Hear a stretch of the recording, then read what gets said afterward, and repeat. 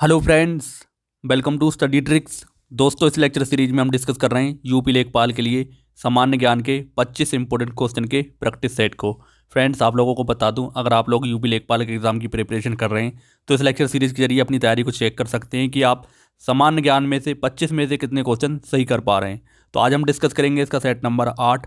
इससे पहले 7 पार्ट बना दिए, उनको भी आप देख सकते हैं। चलिए स्टार्ट करते हैं आज का वीडियो। तो हमारा पहला क्वेश्चन है, गदर पार्टी की स्थापना किसने की थी। फ्रेंड्स, हर क्वेश्चन को पहले अपने माइंड में सोचें या कहीं पेन कॉपी लेकर बैठे लिख लें, उसके बाद आप काउंट कर सकते हैं कि आप कितने क्वेश्चन ठीक कर पा रहे हैं। तो हमारा पहला क्वेश्चन दिया है, गदर पार्टी की स्थापना किसने की थी। फ्रेंड्स, किसने की थी? लाला हरदयाल ने। ऑप्शन नंबर हमारा इसमें ए करेक्ट हो जाएगा। तो आपको ध्यान रखना है, गदर पार्टी की स्थापना लाला हरदयाल और सरदार सोहन सिंह ने, सरदार सोहन सिंह भकाना द्वारा कब की गई थी? 15 जुलाई 1913 को। तो आप इसको ध्यान रखेंगे। ऑप्शन नंबर हमारा ए करेक्ट हो जाएगा। अगला क्वेश्चन देखते हैं, निम्नलिखित में से कौन सा सम्मिलित नहीं है। तो देश और उसकी राजधानी दी गई हैं। तो पहला दिया गया है अल्बानिया, इसकी राजधानी तिराना है। अगला है अंगोला, इसकी राजधानी लुआंडा है। अगला है बहमा, तो बहमा की कैनबरा नहीं है। कैनबरा किसकी है? आप आसानी से बता सकते हैं, ऑस्ट्रेलिया की। ऑस्ट्रेलिया की। और बहामा की कहाँ पर है? तो बहामा की है नासाऊ। कहाँ है? नासाऊ। तो इसमें ऑप्शन नंबर हमारा सी करेक्ट हो जाएगा। ये क्या है? सम्मिलित नहीं है।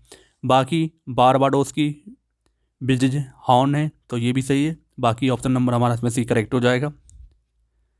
अगला क्वेश्चन देखते हैं, विश्व उपभोक्ता अधिकार दिवस कब मनाया जाता है। दोस्तों, विश्व उपभोक्ता अधिकार दिवस कब मनाया जाता है? 15 मार्च को। ऑप्शन नंबर हमारा इसमें ए करेक्ट हो जाएगा। 22 मार्च को जल दिवस मनाते हैं, ध्यान रखेंगे। 24 मार्च को टीबी दिवस मनाते हैं। 22 अप्रैल को पृथ्वी दिवस मनाया जाता है। तो आपको ये सारे डे और उनकी थीम पता होना चाहिए जब आपसे करंट में पूछा जाएगा ये क्वेश्चन। तो इसमें ऑप्शन नंबर हमारा ये करेक्ट हो जाएगा। अगला क्वेश्चन देखते हैं, राज्यसभा की सदस्यता ग्रहण करने के लिए न्यूनतम कितनी आयु होना चाहिए। फ्रेंड्स, राज्यसभा का सदस्य बनने के लिए कितनी आयु होना चाहिए? 30 वर्ष। ऑप्शन नंबर हमारा सी करेक्ट हो जाएगा। आप इसको ध्यान रखेंगे। अगर आपसे पूछा जाए लोकसभा का सदस्य बनने के लिए कितनी चाहिए, तो उसके लिए 25 वर्ष। राष्ट्रपति और उपराष्ट्रपति के लिए 35 वर्ष चाहिए। तो आप ये भी ध्यान रखेंगे। 21 वर्ष। ग्राम प्रधान का इलेक्शन लड़ने के लिए कितनी चाहिए? 21 वर्ष। तो आप ये भी ध्यान रखेंगे। ऑप्शन नंबर हमारा सी करेक्ट हो जाएगा। अगला क्वेश्चन देखते हैं, भारत में हीरे का सर्वाधिक उत्पादन किस प्रदेश में होता है। फ्रेंड्स, भारत में हीरे का उत्पादन मध्य प्रदेश के कहाँ पर होता है? पन्ना जिले में। तो आप इसको ध्यान रखेंगे। लगभग मध्य प्रदेश में 32% का हीरे का उत्पादन होता है भारत का। तो इसमें ऑप्शन नंबर हमारा बी करेक्ट हो जाएगा। अगला क्वेश्चन देखते हैं, मुंशी प्रेमचंद का जन्म कहाँ हुआ था। फ्रेंड्स, मुंशी प्रेमचंद का जन्म कहाँ पर हुआ था? वाराणसी के अंदर, उत्तर प्रदेश में हुआ था। आप ध्यान रखेंगे। और ये एक प्रसिद्ध लेखक थे, आप सब जानते होंगे। इनकी कुछ रचनाएं आप ध्यान रखें जो एग्जाम में पूछ सकते हैं। गोदान, कर्मभूमि, रंगभूमि, सेवा सदन, निर्मला, नान सरोवर, ये सब क्या है? इनकी प्रमुख रचनाएं जो एग्जाम में पूछी जाती हैं। तो इसमें ऑप्शन नंबर हमारा बी करेक्ट हो जाएगा। अगला क्वेश्चन देखते हैं, भारत का राष्ट्रीय बजट कब पेश किया जाता है। दोस्तों, भारत का राष्ट्रीय बजट भारतीय संविधान के 112 में भारत के केंद्रीय बजट का वार्षिक वित्तीय विवरण के रूप में निर्दिष्ट किया गया है। आप इस चीज़ को ध्यान रखेंगे। और ये कब पेश किया जाता है? फरवरी के पहले दिन। तो इसमें ऑप्शन नंबर हमारा बी करेक्ट हो जाएगा। अगला क्वेश्चन देखते हैं, उत्तर प्रदेश में सैयद सलार मेला कहाँ लगता है। दोस्तों, उत्तर प्रदेश में सैयद सलार मेला कहाँ लगता है? बहराइच जिले में, जो कि यूपी का जिला है। तो इसमें ऑप्शन नंबर हमारा सी करेक्ट हो जाएगा। तो आप इसको ध्यान रखेंगे। अगला क्वेश्चन देखते हैं, वो प्रक्रिया समग्र सॉफ्टवेयर जो उपयोगकर्ता को इंटरनेट सर्फ करने देता है कहलाता है। तो क्या कहलाता है? ब्राउज़र। तो आप इसको ध्यान रखेंगे। ऑप्शन नंबर हमारा डी करेक्ट हो जाएगा। अगला क्वेश्चन देखते हैं, महात्मा गांधी द्वारा आयोजित भारत में पहला आंदोलन कौन सा था। दोस्तों, महात्मा गांधी द्वारा भारत में पहला आंदोलन कौन सा था? चंपारण आंदोलन। ऑप्शन नंबर हमारा इसमें ये करेक्ट हो जाएगा। कब हुआ था ये? 1917 में। और ये जमींदारों के खिलाफ था। और उनका दूसरा आंदोलन कौन सा था, आप ध्यान रखेंगे, दूसरा आंदोलन उनका कौन सा था, खेड़ा आंदोलन। ये कब हुआ था, 1918 में। और गांधी जी का तीसरा आंदोलन कौन सा था, तो मिल मजदूरों की सहायता के लिए इनका तीसरा आंदोलन था। चौथा था असहयोग आंदोलन, जो कि 1920 में चलाया गया था। तो आप ये चीज़ ध्यान रखेंगे। और गांधी जी ने भारत छोड़ो आंदोलन 1942 में चलाया था, आप ये भी ध्यान रखें। तो इसमें ऑप्शन नंबर हमारा एक करेक्ट हो जाएगा। अगला क्वेश्चन देखते हैं, कथकली कौन से प्रदेश का प्रमुख नृत्य है। दोस्तों कथकली कौन से प्रदेश का नृत्य है, आप ध्यान रखेंगे केरल का। ऑप्शन नंबर हमारा इसमें बी करेक्ट हो जाएगा। फ्रेंड्स, एक होता है कथक, दूसरा होता है कथकली। अगर आपसे पूछा जाए कथक कहाँ का है, तो कथक है उत्तर प्रदेश का, और कथकली कहाँ का है, केरल का। तो कुछ लोग कंफ्यूज हो जाते हैं कि कथक उत्तर प्रदेश का या कथकली उत्तर प्रदेश का। तो आप लास्ट का वर्ड देखें, दोनों में काका तो आ ही रहा है, लास्ट में क्या आ रहा है इसमें, ला, और ला किस में आ रहा है, केरल में। तो ला से आप रिलेट करके आसानी से याद रख सकते हैं, बिल्कुल भी कन्फ्यूज़ नहीं होंगे। तो यहाँ पर स्टूडेंट बहुत ज़्यादा कन्फ्यूज़ होते हैं, आप ध्यान रखेंगे। कर्नाटक का यक्षगान होता है, तमिलनाडु का भी आप ध्यान रखें, भरतनाट्यम। तो इसमें ऑप्शन बी करेक्ट हो जाएगा। अगला क्वेश्चन देखते हैं, विटामिन डी की कमी से कौन सा रोग हो जाता है। दोस्तों विटामिन डी की कमी से कौन सा रोग होता है, इनीमिया। ऑप्शन नंबर हमारा सी करेक्ट हो जाएगा। तो आप इसको ध्यान रखेंगे, इनीमिया विटामिन डी की कमी से होता है। रतौंधी विटामिन ए की कमी से होता है। बेरी विटामिन B1 की कमी से होता है। और स्कर्वी विटामिन सी की कमी से होता है। तो आप इन सबको ध्यान रखेंगे। ऑप्शन नंबर हमारा इसमें सी करेक्ट हो जाएगा। अगला क्वेश्चन देखते हैं, 2000 रुपये के नोट के पीछे किस चीज़ का चित्र दर्शाया गया है।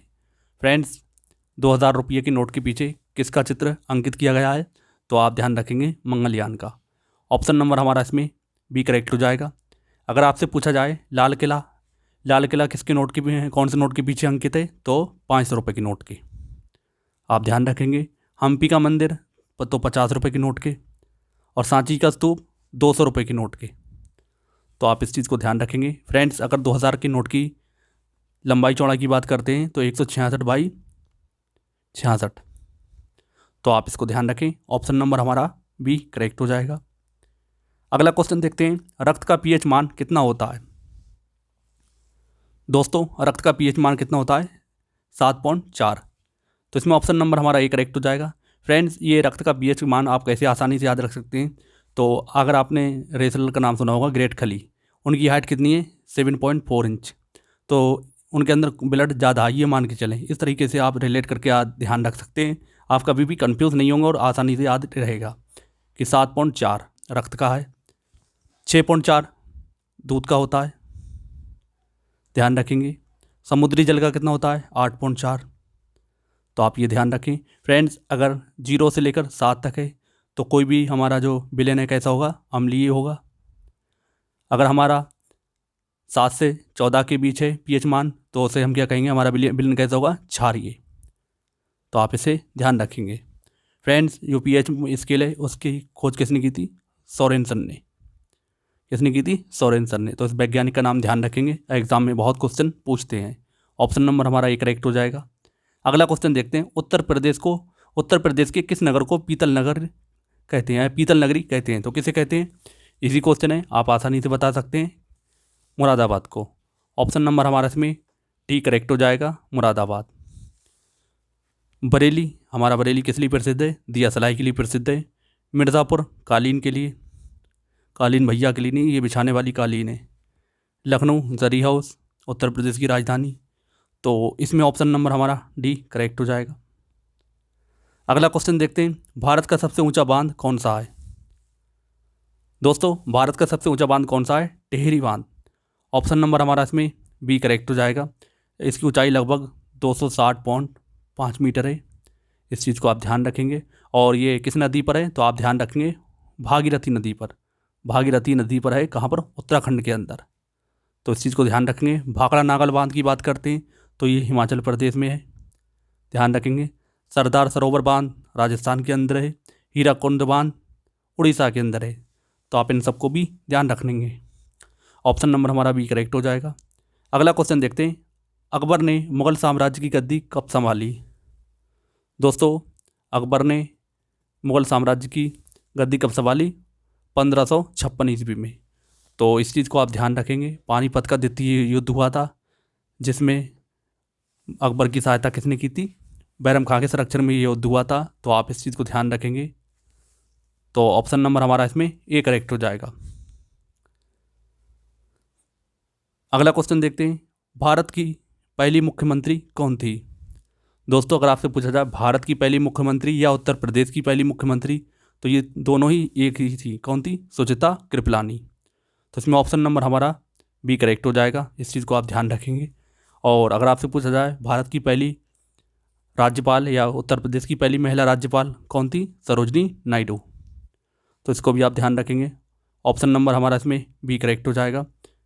तो और यूपी की जो दूसरी महिला मुख्यमंत्री थी कौन थी? मायावती।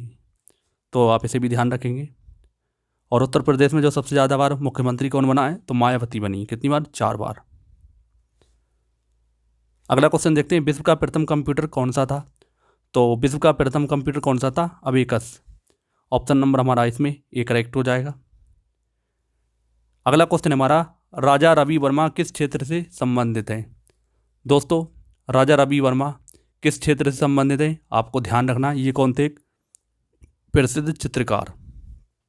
तो आप इस चीज़ को ध्यान रखेंगे। ऑप्शन नंबर हमारा सी करेक्ट हो जाएगा। अगला क्वेश्चन हमारा, एफटीपी की फुल फॉर्म बताइए। तो एफटीपी की फुल फॉर्म आपको बताना है क्या होती है? File transfer protocol. Option number हमारा सी करेक्ट हो जाएगा। फ्रेंड्स, इसका प्रयोग एक कंप्यूटर से दूसरे कंप्यूटर में फाइल ट्रांसफ़र करने के लिए किया जाता है और इसके कुछ नियमों पर आधारित होती है। और इसका विकास कब किया गया? 1971 में। तो इसमें ऑप्शन सी करेक्ट हो जाएगा। अगला क्वेश्चन देखते हैं, निम्नलिखित में से कौन सा सम्मिलित नहीं है? खेल दिए गए और उनके आगे ट्रॉफी दी गई है। तो हॉकी की बात करते हैं तो इसकी ट्रॉफी होती है आगा खां। ये बिल्कुल सही है।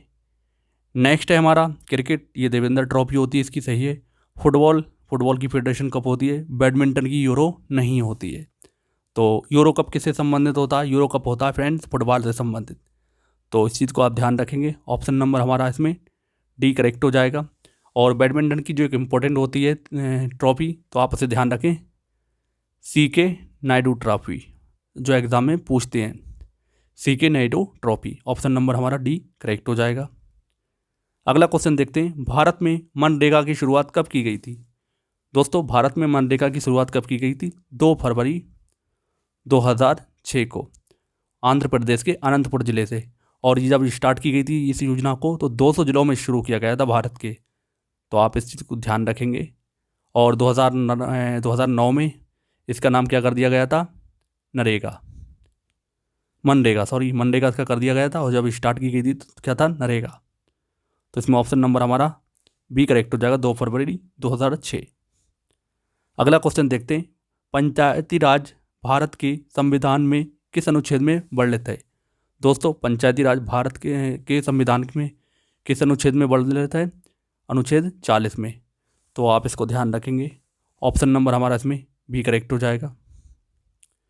अगला क्वेश्चन देखते हैं, भारत में प्रथम व्यक्ति जिसने नोबेल पुरस्कार प्राप्त किया। दोस्तों, भारत में जो पहला व्यक्ति कौन था जिसने नोबेल पुरस्कार प्राप्त किया था? रविंद्रनाथ टैगोर। तो इसमें ऑप्शन नंबर हमारा बी करेक्ट हो जाएगा। इस चीज़ को आप ध्यान रखेंगे। और इन्हें नोबेल कब दिया गया था? 1913 में। और किस क्षेत्र में दिया गया था? आप ये भी ध्यान रखेंगे, साहित्य के क्षेत्र में। तो आपको ये भी ध्यान रखना है। ऑप्शन नंबर हमारा बी करेक्ट हो जाएगा। दोस्तों, ये था यूपी लेखपाल के लिए सामान्य ज्ञान के 25 इंपॉर्टेंट क्वेश्चन। आई होप आपने 25 क्वेश्चन में से 22+ ठीक किए होंगे। उम्मीद करता हूँ अगर आपके इतने नंबर आ रहे हैं 25 में से, तो आपकी लेखपाल की तैयारी सामान्य ज्ञान की अच्छी चल रही है। अब अभी तो बेसिक क्वेश्चन चल रहे हैं, अब हम अच्छे से अच्छे क्वेश्चन लाने के लिए लाएंगे आपके सामने, जिससे आपकी प्रैक्टिस और अच्छे से हो पाएगी।